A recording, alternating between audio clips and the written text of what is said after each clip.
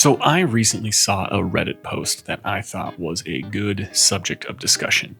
And in that post, they had said, what do you think makes real estate photography hard, or what do you think makes this industry particularly hard for people getting into it? And after working in this industry for more than a decade now and being on the, employee side of it, working for someone and now running a business myself, a lot of things came to mind. And I thought it would be a really good subject of discussion to get into right now when I'm a little bit busier and I'm not really able to produce something that is a little more in depth. So it's a good subject of discussion, and I think a couple of them will be pretty on the nose, but I think maybe some of them might be something that you may not have thought of. So today I'm going to break down my 3 reasons why I think real estate photography is a little bit harder than it looks or it seems to newcomers. The first is going to be competition. I think that it's really easy to get discouraged by people being higher priced than you or undercutting you and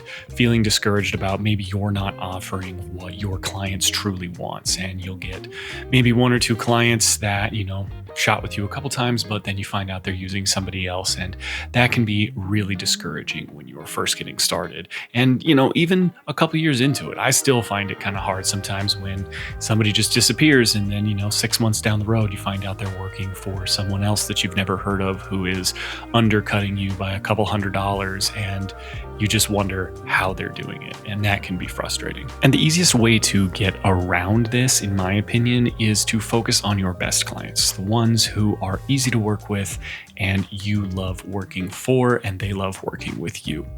Don't chase trends. Listen to what your best clients want, what they love about you, and focus on that. Don't try and match bargain pricing. Don't make it a competition. Make it something to where you're focusing on the things that you do best and offering better services to your best clients, who will then speak more highly of you and bring in more word of mouth references, which is the best way to build this business. Always remember that real success in this industry comes from listening and learning from your best clients so that you can attract more clients who value what you do best. The second thing I think that makes this industry really hard is the back-end work. A lot of people think it's going to be the amount of shooting that you're going to do or the late hours that you're going to be spent doing twilights after a long day, but really the back-end work I find to be some of the most nitpicky, tiny little things that just add up and eat up so much of my time, as opposed to the shooting that, while it is time consuming, it isn't very difficult.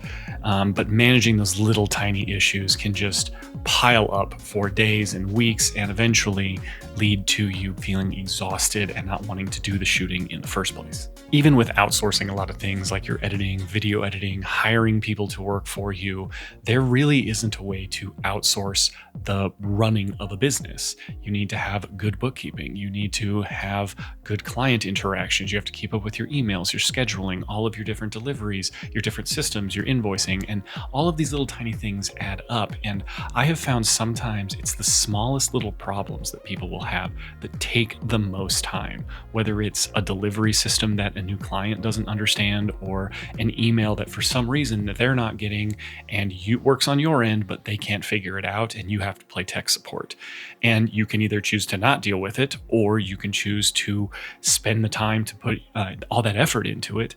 And either way, it's like you run the risk of losing some reputation, or you run the risk of losing a bunch of time and setting yourself back. And I've always found that to be kind of a struggle. Or even you have clients that love to talk on the phone and they just take up so much of your time when it could have been summed up in an email.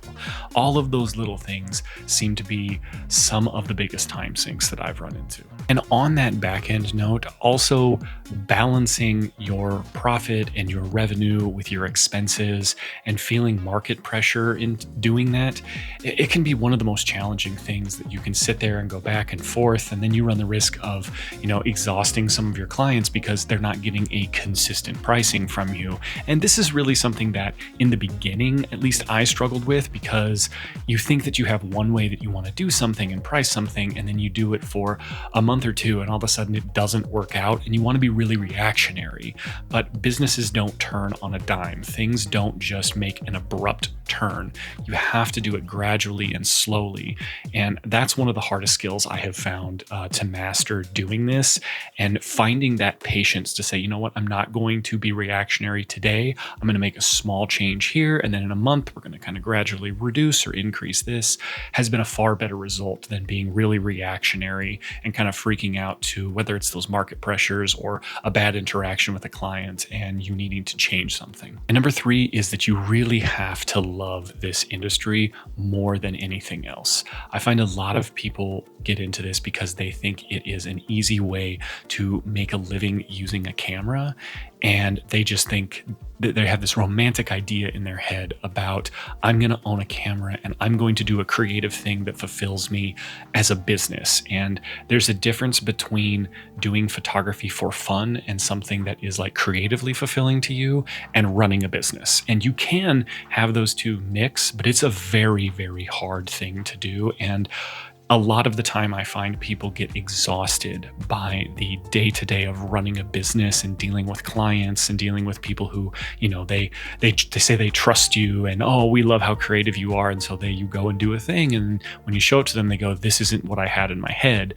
And they struggle with that, you know, creative mind reading that can be so hard for so many people. No matter how many systems you have in place to do it, you're always going to run into different things and different opinions. And that can really be a hard reality when you come into this wanting to do something with a camera or something creative and fulfilling. I think one of the things that Instagram and a lot of social media and a lot of the grifters in this industry like to do is kind of, you know, show you all of these multi-million-dollar crazy mansions, really nice homes, and say like, this is what you should strive for, doing this every day, and you can charge $10,000, $5,000, whatever the number is. When in reality, this industry is largely based on the middle class and your average everyday home. And it's not going to be the nicest thing. It's not going to be something that is, you know, vacant and staged and ready for you and you have all the time in the world. You are working with people, you are working with an industry that is, you know, customer client facing, and it is going to be a struggle sometimes, but you still have to deliver those high-end, high-quality results and not getting worn down on this house isn't what it should have been, this didn't work out, they didn't listen on this, they didn't do this. Not getting worn down on that and still being able to deliver those high-end quality results and services is such a big part of this industry that a lot of people get burnt out with. And those are really my top three ones. I think that there's a lot more that other people are going to have, but you know, if you can really love this industry and you can find a groove on your back end work and really learn to embrace the kind of ups and downs of dealing with competition and people coming in, you're going to go a long way to set yourselves up for success in this industry, as opposed to getting kind of swept up in the current that can happen that we really don't think about when we come into this. We think about, you know, how our images are going to look, how we're going to deliver them, the quality of those images, just how nice they're going to look. And that really isn't what is hard in this industry and what drives a lot of the issues that people face. So staying really, really aware of that and being prepared for it and learning to get better at that, I think will take you a lot farther in this industry than focusing only on the image quality or the gear that you have or even the niceness of the homes. Just being able to embrace kind of the struggle and enjoy that a little bit and get something out of it will take you a lot farther than just focusing on the details. Those are my three things. Let me know what your guys's are. Leave some comments down below about some of the things that you guys struggle with that maybe other people don't know about. Anything that we can do to help newcomers out or help people who are struggling, I think is a win for everybody. Thank you guys for everything you do. Really appreciate all the likes, all the comments, and the subscribes. We'll keep it going. We'll see you guys on the next one.